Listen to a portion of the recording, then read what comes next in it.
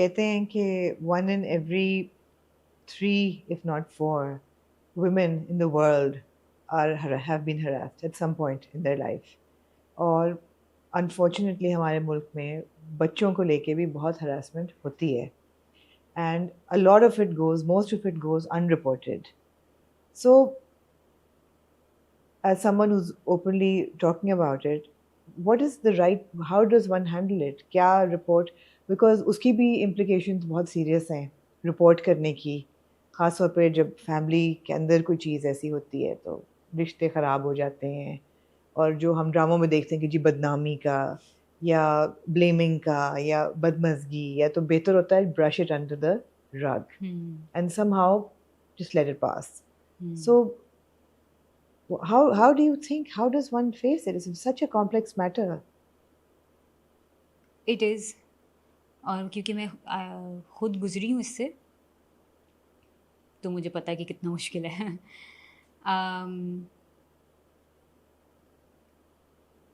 मैं अभी भी कहती हूँ कि काश मैंने FIR रिपोर्ट कर ली होती. मेरी अंडरस्टैंडिंग नहीं थी उस वक्त, क्योंकि वो एक फैमिली ग्लू बने हुए हैं. बिल्कुल. और दिमाग में ये होता है कि अच्छा मेरे साथ ही हुआ है ना, शायद मेरे साथ ही हुआ है, तो अपने आसपास वाले लोगों को बता दो, फिर नहीं होगा. लेकिन आप कारपेट के अंदर डालते जाओगे चीज़ें, वो कारपेट फिर उभरने लगेगा और उसके बाद फिर एक टाइम आएगा कि वो गन जो है ना, वो सब चीर फाड़ कर बाहर निकलेगा. और जब वो होता है तो और लोग, बहुत ज़्यादा लोग अफेक्ट होते हैं. बिल्कुल. तो यहाँ पे एडल्ट्स का रोल ज़्यादा बनता है rather than the victim. Absolutely. कि आपके ऊपर बहुत बड़ी जिम्मेदारी है अगर आप किसी प्रेडेटर के, जो कि मर्द भी हो सकते हैं औरत भी हो सकती है, कि आप उसकी इस्लाह कर रहे हैं. और अगर आपको लगता है कि आप इस्लाह कर सकते हैं तो वो बहुत बड़ी जिम्मेदारी है, क्योंकि अगर उसमें अगर आप फेल हो गए तो अगला जो भी बच्चा डैमेज होगा वो आपके सर पर है. तो ये जिम्मेदारी आप ले सकते हैं. मेरा नहीं ख्याल कि कोई भी ले सकता है. You can't change anyone. You can't. और सब एडल्ट्स है ना, वो एक बड़ा शख्स बैठ के कर रहा है, तो वो बच्चा थोड़ी है, वो 1000 चीज़ें और अपनी कर रहा है, तो ये भी कर सकता है. अपनी इस्लाह खुद कर सकता है. तो जब आप साथ देते हैं इस तरह के लोगों का, तो मेरा जो एक्सपीरियंस रहा है वो ये रहा है कि ये नहीं होता. जब उनको स्पेस मिलती है तो ये नहीं होता कि वो स्पेस लेकर अच्छे हो जाएं. मेरा एक्सपीरियंस ये रहा है कि वो स्पेस को एक्सप्लॉइट करते हैं, उससे मजबूत होते हैं, और मजबूत होके अपनी जो गंदगी है वो और फैलाते हैं, मज़ीद डैमेज करते हैं. मेरा ये एक्सपीरियंस रहा है. और उसके लिए मुझे गिल्ट होता है, रोती हूँ मैं कि यार काश मैं FIR करवा लेती तो शायद और लोग ना डैमेज होते. कहीं पे भी ये लिखा हुआ तो आता कि यार हाँ ये शख्स पे ये इल्ज़ाम है. हाँ, तो कुछ डाउट तो आता आपके दिल में. अभी it's too late to do that.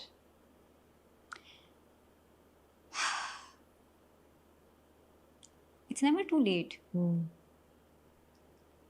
लेकिन इस सब के बीच में मुझे अपना भी ख्याल रखना है. बिल्कुल.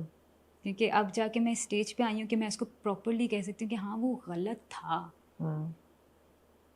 वो इस लेवल का गलत था, क्योंकि उस चीज़ को बहुत सारे लोग ढाल भी बन जाते हैं ना, शील्ड बन जाते हैं, तो मिनिमाइज कर देते हैं. मैं बैठ के अपनी यूज़र को बैठ के कह रही थी नहीं थेरेपी ले लो, या ऐसे कन्वर्सेशन हो चुकी है ये. मैं किसी को नहीं बताया था, और उस इंसान को मैं कह रही थी कि थेरेपी कुछ गलत है यहाँ पे ना, कुछ मसला है, आपको थेरेपी लेनी चाहिए. Because I believe in goodness and redemption and what not.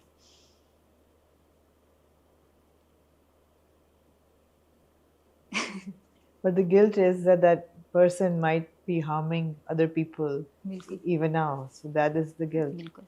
I'll give you an interesting anecdote. A friend of mine, उनकी बेटी was being harassed by a family member, और उस बच्ची ने बताया मेरी दोस्त को आके कि ये हो रहा है, I don't want to go to this person's house because I'm not comfortable. This is what happens. She threw a fit in the family. उसने कहा if this person ever comes to my house again, I will go to the police.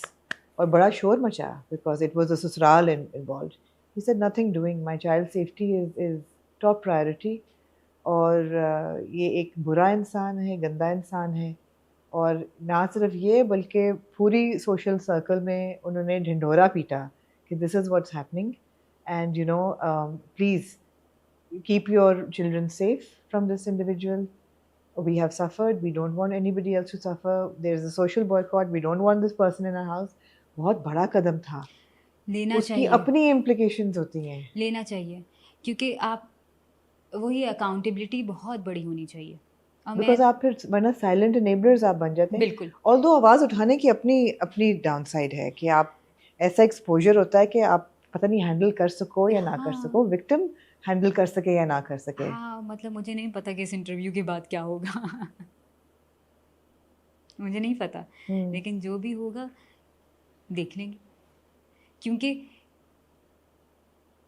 अगर ये किसी एक बच्चे को भी बचा सकता है तो ठीक. क्योंकि मुझे जो गिल्ट होता है उसका मैं क्या करूं अगर मैं चुप बैठूं और Yeah. सेल्फ प्रेजर्वेशन पे चलती रहूं, या जो कि कभी कभार बहुत दिल चाहता है कि बस मैं अपनी ज़िंदगी गुजारूं ना, मैं क्यों. लेकिन यही और लोगों ने भी सोचा था तो मेरे साथ हुआ ना. या तो ये चेन है absolutely. So what helps you get through it, महा? यार. अभी तो ये हुआ है कि इस शख्स ने मेरे बहुत बहुत नुकसान किया है. क्योंकि सिर्फ बात ये नहीं है कि because let me clarify, I was गलत तरह से मुझसे बात की गई है, गलत तरह से मुझे देखा गया है, गलत तरह से मुझे फील किया गया है. इस हद तक हुआ है मेरे साथ. और उसने मेरा दिमाग इतना हिला दिया. अल्लाह माफ़ करे कि रेप विक्टिम्स किस तरह से क्या गुजरती है उन पे. और अल्लाह उनको और हौसला दे. लेकिन how do I get by the guilt is No, not the guilt, not the guilt. हाँ How वैसे do you cope with it on a daily how do I. basis? सो उस शख्स ने एक और नुकसान, जो सबसे बड़ा नुकसान मेरा ये किया था कि मेरी वैल्यू सिस्टम उसने करप्ट कर दिया था. उसने छीन ली मुझसे वो सारी चीज़ें जो कि मुझे हेल्प कर सकती थी. आप अपने पेरेंट्स को क्वेश्चन करने लग जाते हो. Right. आप अपने भाई को क्वेश्चन करने लग जाते हो कि आपने बताया था पेरेंट्स को, भाई को? बताने की ज़रूरत ही नहीं पड़ी ना. कि वो जिस तरह से कि मैं तो, मेरे पेरेंट्स मुझे कहते थे और मैं उनको डिफेंड करती थी कि यार कैसी आप बातें कर रहे हैं. मुझे ये शिकवा है अपने पेरेंट्स से कि डायरेक्टली उससे बात करनी चाहिए थी और कहना चाहिए था. मुझे क्यों बता रहे थे, मैं तो बच्ची थी, मुझे क्या पता. लेकिन खैर they have realised their mistakes and वो सारी चीज़ें. पेरेंट्स नॉट परफेक्ट बट उनका जुर्म इतना बड़ा